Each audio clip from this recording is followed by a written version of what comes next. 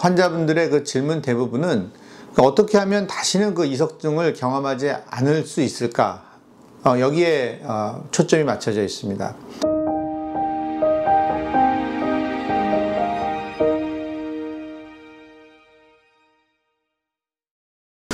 안녕하세요. 해피유의 유시영 원장입니다.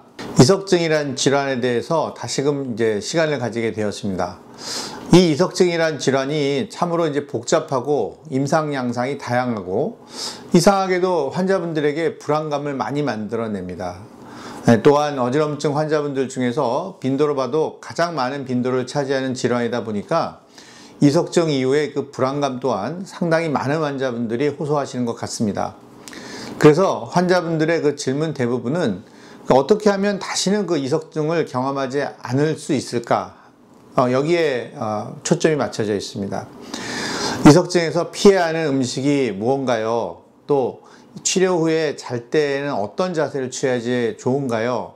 이러한 많은 질문들은 사실 그 이석증의 재발을 막기 위한 그러한 목적으로 질문을 하시는 것으로 알고 있습니다. 그런데 제가 이 질문에 대한 답을 한 1년 전에 이 주제에 대해서 말씀을 드렸고요. 이 고개를 자주 흔드는 것 외에는 다른 특별한 예방법이 없다고 말씀을 드린 적이 있습니다. 유튜브 방송을 모니터링을 좀 하다가 이석증 재발을 막는 방법이 3가지나 된다는 방송을 보게 되었고요. 팩트 체크를 오늘 이 시간을 통해서 좀 말씀을 드리고자 합니다. 첫 번째, 비타민 D의 보충입니다. 그러니까 비타민 D는 칼슘 대사하고 관련이 있기 때문에 골다공증의 원인으로 잘 알려진 것입니다. 이 비타민 D의 결핍은 이제 칼슘 생성에 영향을 주기 때문에 이 뼈가 단단하게 이렇게 결합하는 것을 막게 되는데, 따라서 이제 이석의 주된 성분인 칼슘 부족이 결국 이제 이석의 결합력을 떨어뜨려서 이석이 제자리에 있지 않고 이제 부서져서 떨어져 나오게 된다는 취지의 그런 내용입니다. 이 내용은 오래전부터 연구가 되어 왔습니다. 그러니까 이론적으로는 이제 충분히 설득력이 있는 내용입니다. 하지만 이제 실제 연구를 하는 데 있어서 특히 우리나라의 경우에는 이제 문제가 되는 게, 우리나라는 이제 지구에서의 그 위치가 위도라는 것이 있죠. 38도 정도 되는데, 이것이 이제 이유라고 하는데 그 일조량이 그렇게 많지 않아서 전 국민의 이제 75%가 비타민 D 수치가 좀 평균 이하입니다. 그리고 여름과 겨울철의 일조량이 매우 큰 차이를 보이는 나라입니다. 그래서 이제 그 비타민 D 결핍이 있고 이석증이 있는 분과 비타민 D 결핍이 없는데 이석증이 있는 분들을 대상으로 이 두 군 간에 이제 재발률의 차이가 있는지를 알아보는 연구를 하기가 상당히 어려운 것이 현실입니다. 그래서 저희가 이제 외국 논문을 이제 참고할 수밖에 없는데요. 그나마 이제 정확하게 측정이 되어 있는 논문이 결과에서 비타민 D 결핍증 환자의 그 이석증 재발률이 약 1.7배 정도 높다는 결과를 본 적이 있습니다. 이 2배도 채 되지 않는 수치만으로 이석증 재발을 하는 그 우리나라 환자분은 비타민 D가 부족해서 재발을 잘 하는 것이니 비타민 D를 보충하세요 라고 확실하게 말씀드리기가 의료진의 입장에서는 좀 선뜻 권하기가 어렵겠습니다. 제 의견은 비타민 D를 보충하는 것이 잘못된 방법은 절대 아닙니다. 그러나 이것이 이석증의 재발을 막는 절대적인 원인으로 제시할 수 있다는 것은 아니라는 뜻이 되겠습니다.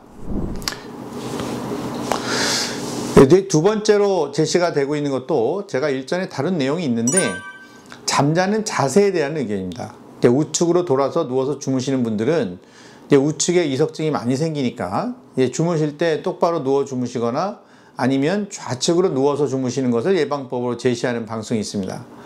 이 내용 역시 이론적으로는 틀린 내용이 아닙니다. 우측으로 돌아 눕게 되면 우측귀가 이제 땅바닥으로 향하게 되는데, 이때 이제 이석기관이 위쪽이 되고 반고리관이 아래쪽에 놓이게 돼서 이석이 이렇게 떨어지면 이제 확률적으로 더 반고리관에 더 잘 들어갈 수 있다는 것이 그런 조건이 되는 것이 사실입니다. 그런데 사람이 자면서 잠자는 자세를 이 본인의 의지대로 조절할 수 있는 것이 아니기 때문에 우리가 똑바로 누워서 주무시는 습관이 있으신 분들은 그렇게, 또 우측으로 누워서 주무시는 습관이 있으신 분들은 역시 우측으로 주무시는 것을 어떻게 이렇게 막을 수 있는 방법이 없기 때문에 코골이가 심하신 분에게 똑바로 누워서 주무시지 마시고 옆으로 누워 주무세요 라고 말하는 것이 아무런 도움이 되지 않는 것과 마찬가지로 우측으로 누워서 주무시는 분들께 좌측으로 누워 주무세요 라고 권유하는 것 자체가 넌센스라는 것이 제 의견입니다. 마지막으로 제시된 방법은 제가 1년 전에 말씀드린 내용과 동일하게 고개를 자주 움직여 주라는 것, 즉 운동입니다.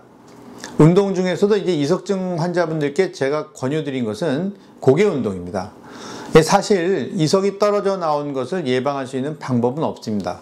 그러나 이석이 이석증 증상, 즉 회전성 어지럼증을 일으키는 것은 떨어져 나온 부스러기가 합쳐져서 뭉쳐서 그 크기가 어떤 일정한 수준에 도달했을 때 비로소 반골이관에서 구르면서 전형적인 회전성 어지럼증을 일으키는 것이기 때문에 우리가 실제 그 돌 부스러기들이 떨어져 나와도 그것들이 뭉치지 않고 반골이관 안에서 저절로 녹으면 어지럼증 증상을 느끼지 않고 넘어갈 수 있다는 것에 이론적인 근거를 두고 있습니다.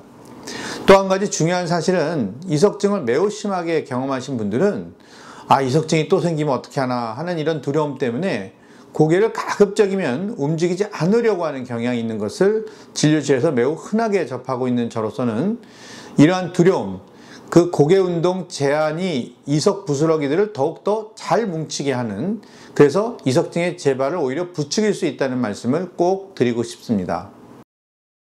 회전성 어지럼증을 일으키면서 삶의 질을 떨어뜨리는 질환인 이 이석증이 만들어낸 공포, 두려움 때문에 이 환자분들은 어떻게 하면 재발을 막을 수 있을까를 찾다 보니까 정보를 올바르게 해석하는 데 있어서 환자분들의 판단력이 다소 떨어질 수 있겠다는 것이 저의 판단입니다.